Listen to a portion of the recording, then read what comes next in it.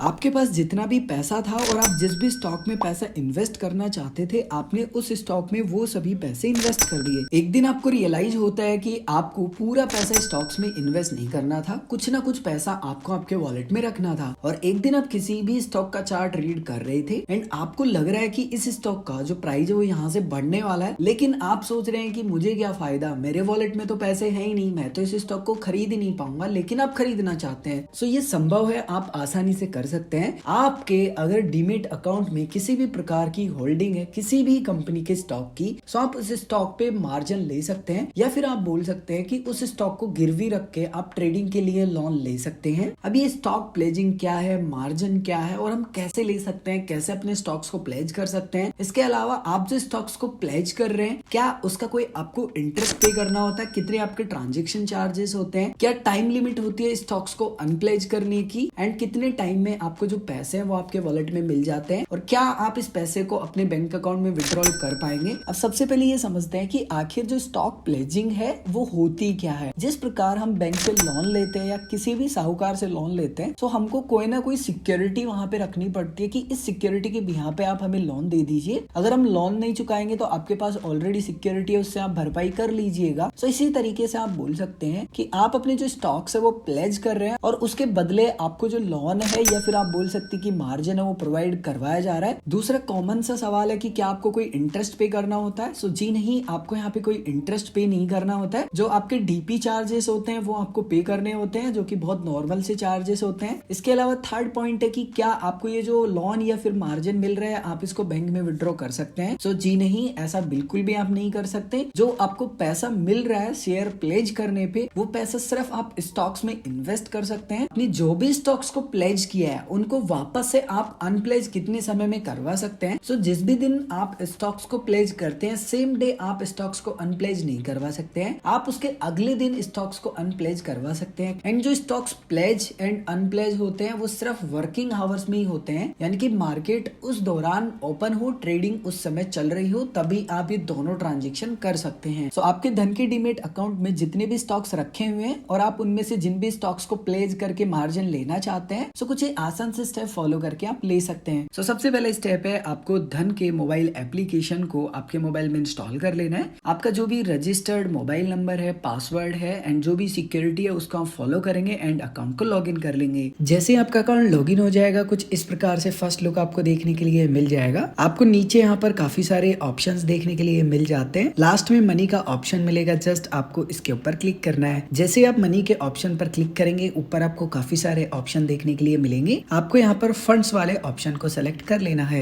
आपको यहाँ पर लिखा हुआ मिलेगा get instant margin benefit of, और यहाँ पर जितना भी आपको पैसा दिखाई दे रहा है ये मैक्सिमम पैसा है जो कि आप ले सकते हैं स्टॉक्स को प्लेज करने के बाद में, और आप इस पैसे से ट्रेडिंग कर सकते हैं या फिर जो भी करना चाहें कर सकते हैं। आपको यहाँ स्टार्ट का बटन मिलेगा, जस्ट आप इसके ऊपर क्लिक करेंगे। उसके बाद में आपको कुछ इस प्रकार का पेज दिखाई देगा। यहाँ पे लिखा होगा प्लेज योर स्टॉक्स, यहाँ पर गेट मार्जिन का ऑप्शन मिलेगा, आप यहाँ क्लिक करेंगे। उसके बाद में आपके वॉलेट में जितने भी स्टॉक्स होंगे वो आपको दिखाई देंगे। यहाँ पर ऑल शेयर्स वाला ऑप्शन आपको सिलेक्ट रहने देना है। यहाँ पर आपको वैल्यू दिखाई देगी आपके स्टॉक्स की टोटल वैल्यू कितनी आपकी बनती है, और एक्सपेक्टेड मार्जिन आपको दिखाई देता है, यानी कि आपको इतना पैसा उधार पे मिल सकता है, जो कि लिटरली काफी अच्छी बात है। अब ऐसा बिल्कुल भी नहीं है कि आपको भी इतना पैसा एक्सपेक्टेड हो सकता है कि दिखाई दे। मान लो कि आपने 1 लाख रुपए के स्टॉक ले रखे हैं, लेकिन आपको दिखा रहा है कि सिर्फ आप 20,000 रुपए ही ले सकते हैं। ऐसा इसलिए होगा क्योंकि ये निर्भर करता है कि आपने जिस भी कंपनी में पैसे इन्वेस्ट कर रखे हैं वो कंपनी कितनी अच्छी है, कितने फंडामेंटल उसके अच्छे हैं, बैलेंस शीट कैसी है, और भी बहुत सारे फैक्टर हैं, उन पे निर्भर करता है। सो आपके स्टॉक का हेयर कट किया जाता है। फॉर एग्जांपल मान लीजिए आईटीसी कंपनी में मैंने 1000 रुपए इन्वेस्ट किए और 10% हेयर कट हो गया, तो 100 रुपए सीधे के सीधे कट जाएंगे, बाकी का 900 रुपए मुझे मार्जिन मिल जाएगा। जैसे मैंने टोटल पैसे इन्वेस्ट किए हैं 837 रुपए 30 पैसे। सो अगर मैं आईटीसी के स्टॉक को भी प्लेज करता हूँ तब भी मुझे 761 रुपए 94 पैसे के अराउंड मिलने वाले हैं। सो हर कंपनी का जो हेयर कट है वो अलग अलग प्रकार से होता है। जैसे मैंने आपको बताया कि वो कंपनी कितनी फंडामेंटल स्ट्रॉन्ग है उसके अनुसार आपका हेयर कट होगा। अब आपको यहाँ पर सेलेक्ट करना है कि आपके वॉलेट में जितने भी स्टॉक्स हैं उनमें से आप कितने स्टॉक्स को यहाँ पर प्लेज करना चाहते हैं। आप जिस भी स्टॉक को प्लेज नहीं करना चाहते हैं उस स्टॉक को अनटिक करेंगे, बाकी आप टिक करेंगे जिसको भी प्लेज करना चाहते हैं। मान लीजिए मैं दोनों को ही करना चाहता हूँ, सो आपको नीचे ऑप्शन मिलेगा प्रोसीड टू